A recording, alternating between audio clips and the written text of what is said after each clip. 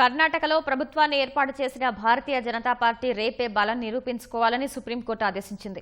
కర్ణాటకలో భారతీయ జనతా పార్టీని ప్రభుత్వ ఏర్పాటుకు ఆహ్వానిస్తూ ఈ నెల 16న గవర్నర్ తీసుకున్న నిర్ణయాన్ని సవాల్ చేస్తూ కాంగ్రెస్, జేడీఎస్ వేసిన పిటిషన్పై విచారణ జరిపిన 3 సభ్యుల ధర్మాసనం ఈ మేరకు ఆదేశించింది.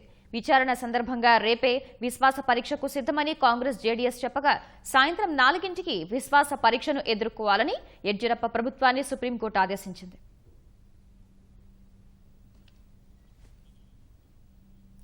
కర్ణాటక శాసనసభ ఎన్నికల్లో 104 సీట్లు గెలిచి ప్రభుత్వాన్ని ఏర్పాటు చేసిన భారతీయ జనతా పార్టీ రేపే విశ్వాస పరీక్షను ఎదుర్కోవాలని సుప్రీంకోర్టు ఆదేశించింది. కర్ణాటకలో భారతీయ జనతా పార్టీ నాయకుడు బీఎస్ యడ్యూరప్పను ప్రభుత్వ ఏర్పాటుకు గవర్నర్ ఆహ్వానించడాన్ని సవాల్ చేస్తూ కాంగ్రెస్, జేడీఎస్ దాఖలు చేసిన పిటిషన్పై విచారణ జరిపిన justice Sikri, justice Bhushan, justice బాబ్డేలతో కూడిన 3 సభ్యుల సుప్రీంకోర్టు ధర్మాసనం ఆదేశించింది.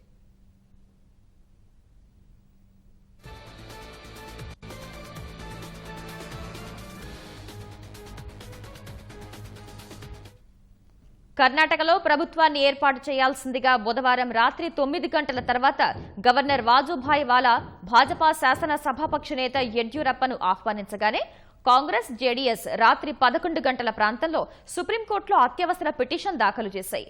ఈ పిటిషన్పై విచారణ జరిపేందుకు ప్రధాన న్యాయమూర్తి జస్టిస్ దీపక్ మిశ్రా, అప్పటికప్పుడు justice Sikri, justice Bhushan, justice బాబ్డేలతో 3 సభ్యుల ధర్మాసనాన్ని ఏర్పాటు చేశారు. అదే రాత్రి విచారణ చేపట్టిన ధర్మాసనం యడ్యూరప్ప ప్రమాణ స్వీకారం చేయకుండా స్టే ఇచ్చేందుకు నిరాకరించింది. తదుపరి విచారణ ఇవాళ్టికి వాయిదా వేసింది. ఈ మేరకు యడ్యూరప్ప గురువారం కర్ణాటక ముఖ్యమంత్రిగా ప్రమాణ స్వీకారం చేశారు. ఆ వెంటనే కొంతమంది ఐపీఎస్లను బదిలీ చేయడం సహా రైతు, చేనేత కార్మికుల రుణమాఫీకి సంబంధించి విధి విధానాలను రూపొందించాలని కూడా ప్రభుత్వ ప్రధాన కార్యదర్శిని ఆదేశించారు.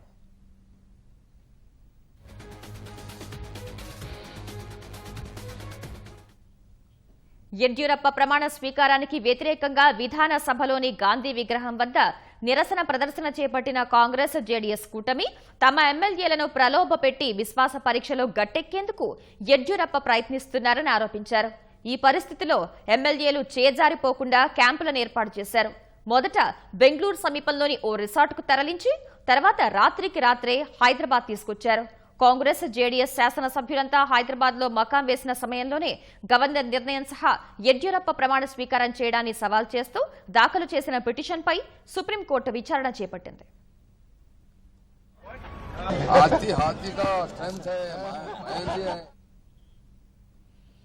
ఈ విచారణలో కాంగ్రెస్, జేడీఎస్ తరపున అభిషేక్ మను సింఘ్వి, కపిల్ సిబల్, పి చిదంబరం వాదనలు వినిపించగా భాజపా తరపున ముకుల్ రోహత్గి, కేంద్రం తరపున అటార్నీ జనరల్ కేకే వేణుగోపాల్, అదనపు సొలిసిటర్ జనరల్ తుషార్ మెహతా వాదనలు కొనసాగించారు.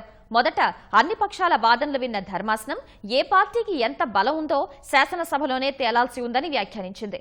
ఈ మేరకు వ్యాఖ్యానించిన జస్టిస్ సిక్రీ 24 గంటల్లో బల నిరూపణకు సిద్దమేనా అని ప్రశ్నించారు.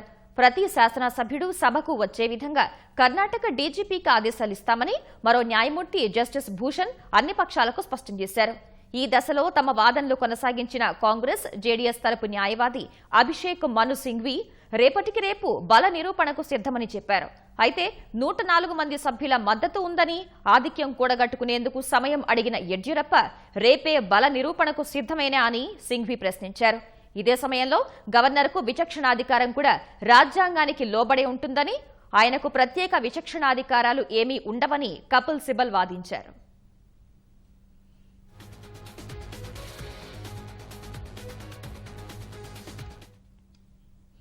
ఈ దశలో కేంద్రం తరపున వాదనలు వినిపించిన అదనపు సొలిసిటర్ జనరల్ తుషార్ మెహతా 78 మంది సభ్యుల సంతకాలతో గవర్నర్కు కాంగ్రెస్ ఎలాంటి లేఖ ఇవ్వలేదని పేర్కొన్నారు. ఈసీ వెబ్సైట్ నుంచి డౌన్లోడ్ చేసిన 78 మంది సభ్యుల జాబితా మాత్రమే ఇచ్చిందని మెహతా వివరించగా కాంగ్రెస్ సభ్యుల సంతకాలపై అనుమానాలు ఉన్నాయంటూ ముకుల్ రోహత్గి వాదించారు. ऐतिहासिक आंतरिक आदेश दिया है, वो ऐतिहासिक आंतरिक आदेश के अंतर्गत कई बहुत ही प्रमुख आदेश दिए गए हैं। पहला कि तुरंत प्रोसेस होगा, कल होगा फ्लोर टेस्ट होने के पहले 4 बजे के पहले सभी को ओथ दिया जाएगा। एक प्रो टेम स्पीकर के अंतर्गत सबसे महत्वपूर्ण येदियुरप्पा जी के वकील ने खुद ने ये माना और कहा कि आज से कल तक येदियुरप्पा जी कोई भी नीतिगत निर्णय नहीं लेंगे। साथ साथ बार बार दलीलें की दूसरे पक्ष ने कि समय कल का न होना चाहिए, आगे का होना चाहिए। इन दलीलों को नहीं माना गया और कल के लिए रखा गया है विश्वास मत। मैं समझता हूं कि सही रूप में जमीनी सच के आधार पे ये सबसे अच्छा निर्णय है, लेकिन साथ साथ जो हमने बहुत महत्वपूर्ण कानूनी मुद्दा उठाया था उसको पूरी तरह से बरकरार रखते हुए उच्चतम न्यायालय ने उसको भी सुनने के लिए 10 हफ्ते बाद तारीख लगाई है। మధ్యలో జోక్యం చేసుకున్న కపిల్ సిబల్ తక్షణమే విశ్వాస పరీక్షకు ఆదేశాలు ఇస్తే అన్ని తేలిపోతాయని ధర్మాసనానికి విజ్ఞప్తి చేశారు. రేపటికి రేపు బల నిరూపణ సాధ్యం కాకపోవచ్చని యెడ్యూరప్ప తరపు న్యాయవాది ముకుల్ రోహత్గి వాదించారు. ప్రోటెం స్పీకర్ నియామకం లాంటి రాజ్యాంగపరమైన ఏర్పాట్లకు సమయం కావాలని కోరగా మరో సీనియర్ న్యాయవాది రామ్ జెఠ్మలానీ కర్ణాటక గవర్నర్ తీరుపై తీవ్ర అభ్యంతరాలు వ్యక్తం చేశారు. అన్ని పక్షాల వాదనలు విన్న 3 సభ్యుల ధర్మాసనం కర్ణాటక అసెంబ్లీలో రేపే విశ్వాస పరీక్ష నిర్వహించాలని ఆదేశించింది.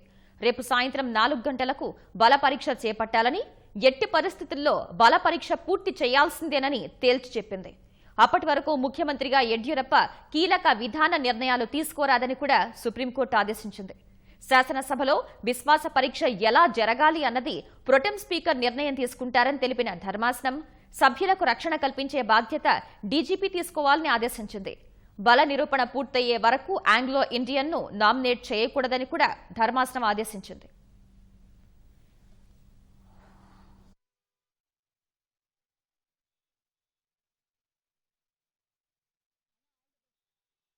సుప్రీంకోర్టు ఆదేశాల మేరకు రేపు బల నిరూపణకు సిద్ధమని కర్ణాటక ముఖ్యమంత్రి యెడ్యూరప్ప ప్రకటించారు. సభలో మెజార్టీ నిరూపించుకుంటానని ధీమా వ్యక్తం చేశారు. Obey the orders of the Supreme Court. Now, discuss with Chief Secretary. Tomorrow, I will call for assembly session. Other foresee will follow. Sir, what and I have got Shasakari confidence.